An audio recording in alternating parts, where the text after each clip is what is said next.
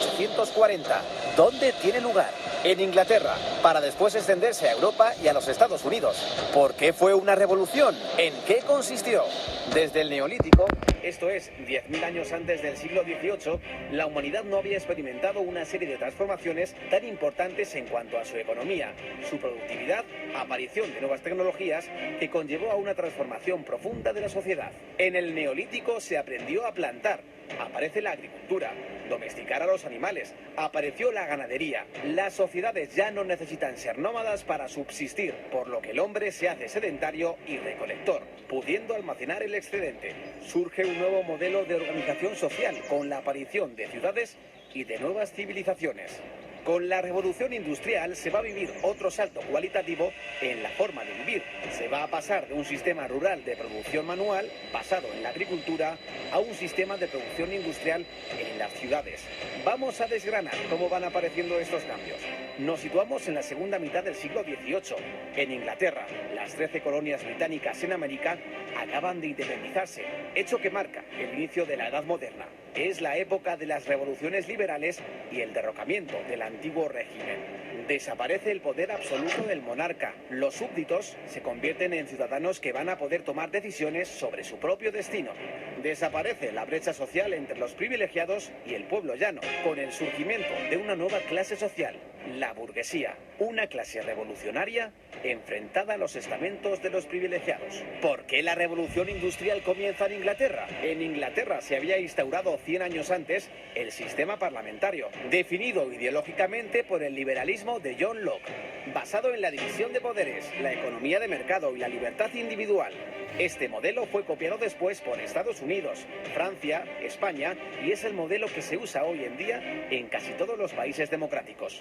Este sistema presta un nivel de seguridad jurídica que proporcionaba suficientes garantías para el empresario privado. Ello sumado a una mentalidad protestante más abierta que en otros países del sur de Europa, un periodo de paz dentro de Gran Bretaña, un buen sistema bancario, cierto equilibrio monetario y la ausencia de inflación hacen que se den las condiciones para que aparezca el capitalismo y con ello la revolución de la industria. Inglaterra también tenía una posición geoestratégica privilegiada, poseía una gran flota naval que dominaba los mares, controlaba, entre otros, los territorios del subcontinente indio, fuente importante de materias primas para su industria, como el algodón que alimentaba la industria textil.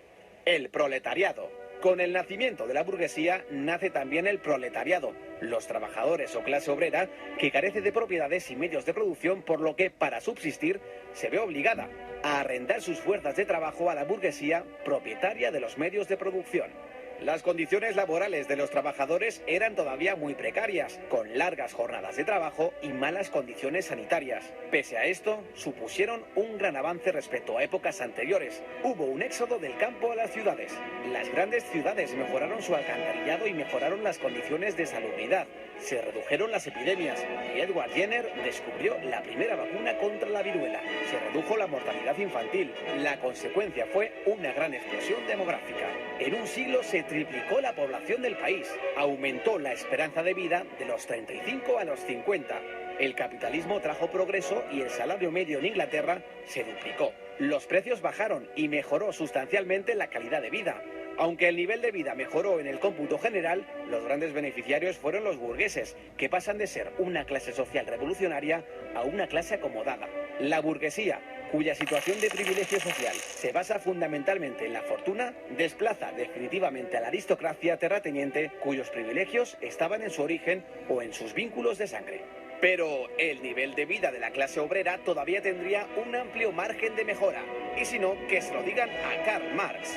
¿Cuál fue el principal avance tecnológico de la revolución industrial? La máquina de vapor fue un invento que perfeccionó el ingeniero escocés James Watt. La máquina de vapor consiste en un motor de combustión externa que transforma la energía térmica de una cantidad de agua en energía mecánica. Por la flecha roja a la izquierda entra el vapor de agua calentado por una caldera de carbón cerrada herméticamente. Se genera vapor de agua, lo cual produce la expansión del volumen de un cilindro empujando un pistón. Mediante un mecanismo de biela manivela, el movimiento lineal alternativo del pistón del cilindro se transforma en un movimiento de rotación que acciona una rueda. ¿Qué aplicaciones tuvo la máquina de vapor? La introducción de la máquina de vapor en las distintas industrias fue el paso definitivo en el éxito de la revolución revolución industrial, pues su uso significó un aumento espectacular de la capacidad de producción.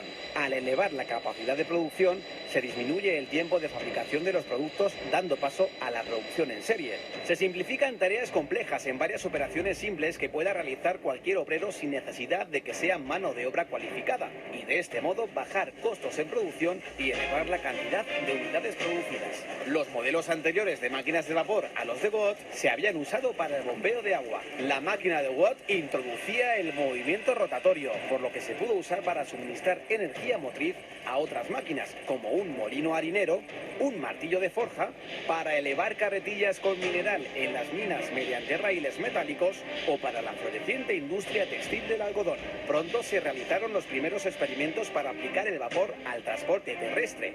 George Stephenson, que comenzó experimentando con el transporte de grandes cargas en las minas de carbón, puso a punto su primera locomotora. La construcción del ferrocarril de Liverpool a Manchester en 1829 consolidó su fama para siempre. El ferrocarril permitía transportar materias pesadas a 40 kilómetros por hora, una velocidad antes impensable, acortando extraordinariamente el tiempo de los desplazamientos y permitiendo vertebrar el comercio interior, escasamente desarrollado hasta entonces. El volumen de los intercambios se multiplicó. También se aplicó el vapor en otro ámbito de la industria del transporte, la navegación fluvial y marítima, con la invención de los barcos de vapor. Otro avance digno de mención fue el alumbrado público de gas. Las ciudades se convirtieron en lugares más seguros para viajar. Al instalar lámparas de gas en las calles, se redujeron las tasas de delincuencia. Al final de la revolución industrial, las ciudades se habían transformado. La población de Inglaterra se había triplicado. Las ciudades de Birmingham y Manchester prosperaban como ciudades textiles. Ruedas mecánicas tejían su tela y sus chimeneas echaban humo sin parar. Aparecieron ferrocarriles, modificando y vertebrando el trazado de las ciudades. Y en los muelles, barcos de vapor. La vida cobró nueva animación. De una nación que labraba el campo, Inglaterra de pronto se había